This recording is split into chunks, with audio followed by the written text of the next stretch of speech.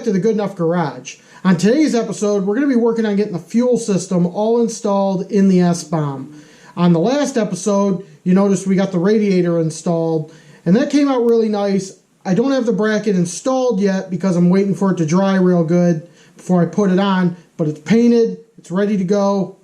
We'll probably put it on off camera somewhere. But today I want to get on this fuel system and get it all installed, all plumbed, ready to go. So all we got to do is throw some gas in it, fire this bad boy up, and hopefully get that carb tuned in, and we'll be rocking and rolling. First thing I got to do is work on the bracket for the fuel tank.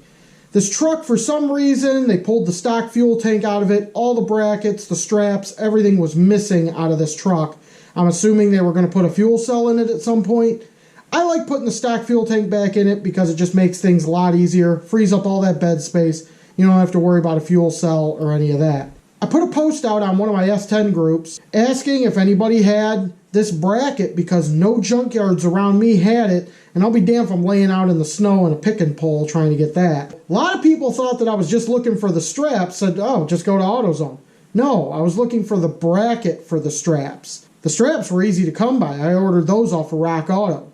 But I managed to get the bracket from my good friend Brian Porter out of Tennessee. Check this thing out. It's a little dirty, but it'll get the job done. For some reason though, Brian, the studs broke off that bad boy. I'm going to have to drill it out, and then we're going to have to put new bolts and nuts in here for the new strap, which I already have. So unfortunately I won't be able to use this strap. But this bracket is exactly what I needed. He even got me the bolts for it. I want to get this installed first before I paint it. That way I know everything fits and everything's good. Let's head over to the bench, get this drilled out. Alright, we're over at my messy workbench. By the way, if you guys haven't noticed, I got some black braided line for all the fuel line. Got some assorted AN fittings and a fuel filter. And I also got a black air cleaner. Got all that from my friends over at Bolt On Speed Shop. All that stuff cost me about $200, so put that on the tab because I want to make sure. I like to use AN fittings for everything because then you don't have to worry about leaks. You don't have to worry about any nonsense. This piece, Brian charged me $75 for it, so that was shipped. I probably could have saved a little bit of money if I went to the junkyard and pulled it myself, but I ain't laying in the snow in the middle of January, so whatever. Throw $75 up on the tab. I'm going to get this drilled out, and then we can get this mounted. So let's hop to it.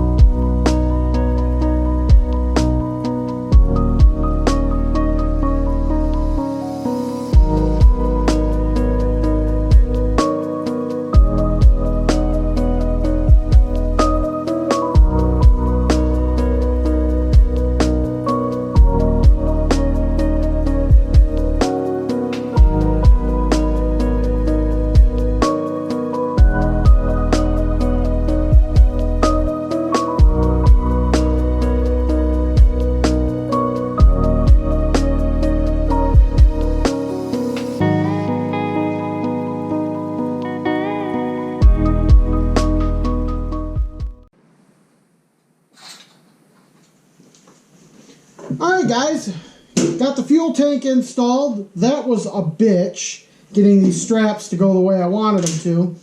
So one thing I gotta do is get this grounded. I'm probably just gonna ground it like right here. So we'll take care of that before the bed goes on. I'm gonna have to figure out the wire for the fuel gauge. What I wanna do now is get the fuel lines hooked up to this and get them routed up to the fuel pump. So let's go ahead and do that.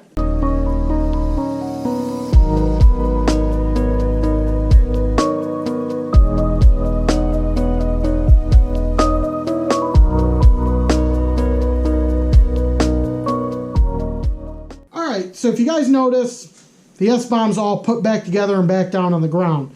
Had a little bit of camera malfunction, but we're just going to keep trucking forward.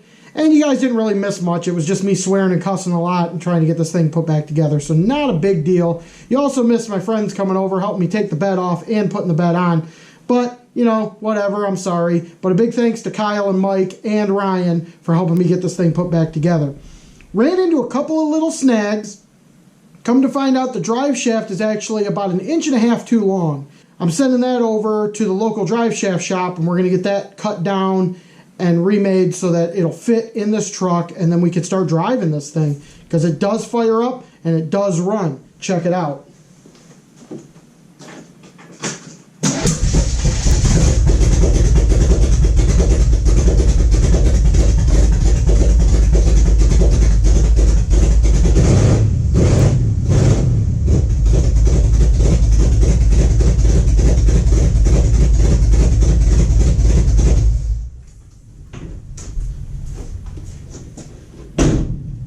And before my eyes start burning, it sounds pretty damn badass. Just got the open headers right now. Eventually we will get exhaust put back on it.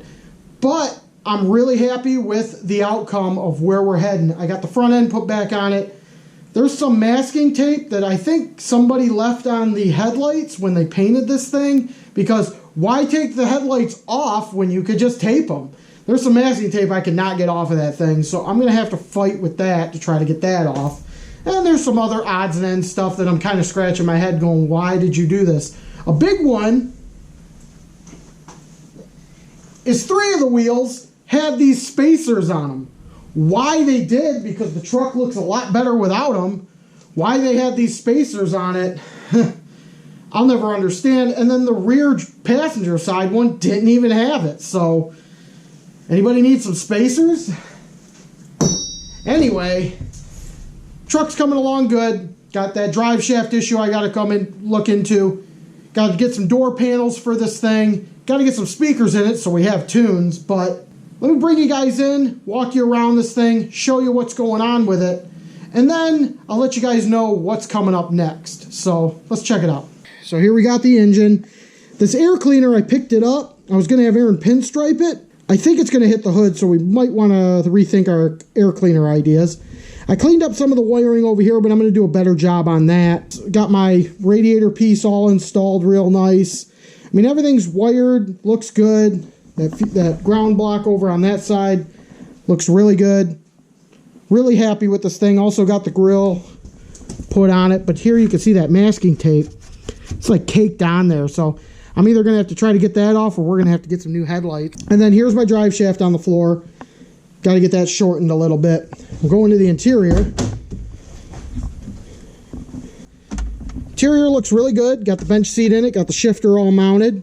Gauges work. Everything works.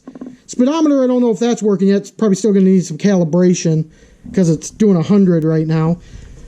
And I got to get all these interior panels painted, but I'm not going to do that until I know the truck drives and everything. And we really got to get these new door panels.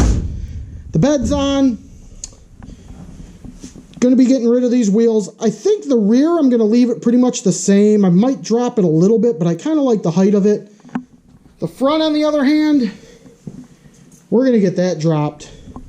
I might do that in the next episode with this thing, but I'm not sure, because we got some big things coming to the channel.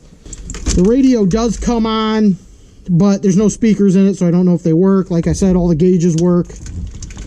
That brake light's staying on because the emergency brake isn't hooked up. I got to get that hooked up, but pretty soon we're going to be taking this thing to get some body work done on it. But we got to get some cool wheels and tires, and we definitely got to get this thing lowered in the front. But all in all, I'm really happy with the way this thing's turning out. Looking really good. So that's going to pretty much do it for this episode. We got the fuel system all in. Everything's working. You bump the key and it fires right up. So I'm really happy with that. What's next for the channel? Well, we're going to be taking a little bit of a break from the S-Bomb for the time being. Pretty much about 2 months. Because we're going to be heading down to Toledo and picking up another extremely famous S10, bringing it home, and getting it ready for the Detroit Autorama. I've been instilled with the responsibility of getting it to the Autorama and getting it to look good and putting it in its place. that's going to be really cool, and I'm going to take you guys along for that whole journey. If you guys have been following me since the pandemic started, you might know which truck it is. If you guys have definitely been paying attention, it was the first truck that kind of kicked off my whole Good Enough Garage journey that I've been on. I didn't make a YouTube video of it back then, but there were lots of pictures posted, and it's on my Facebook page, so keep an eye out if you guys know what's up with that. We're also going to be working on the White Wall Special, getting that thing ready for Mini Truck Nationals down in North Carolina. So that's going to be after that. I got the valve covers done. We're going to be doing a whole episode on how those valve covers came into existence, and we're going to get them installed. And I got to get the door fixed, and I got to get a couple other things. And we're also going to install some cruise control in it because it definitely needs that. It's not the end of the S-Bomb, but it's going to be taking a little break, and we'll come back to it, and we'll get this thing completely buttoned up so we can cruise it all summer long. And cruising it with a for sale sign in it. So if you guys want to buy this truck, it's for sale right now. So if you are interested in it, hit me up, and I'll tell you what it's costing right now. But as we keep working on it, the price keeps going up. But for now, that's going to do it for this episode. Thanks for tuning in. Be sure to like and subscribe. And I'm White Wall Steve, and thanks for tuning in to the Good Enough Garage. Good enough.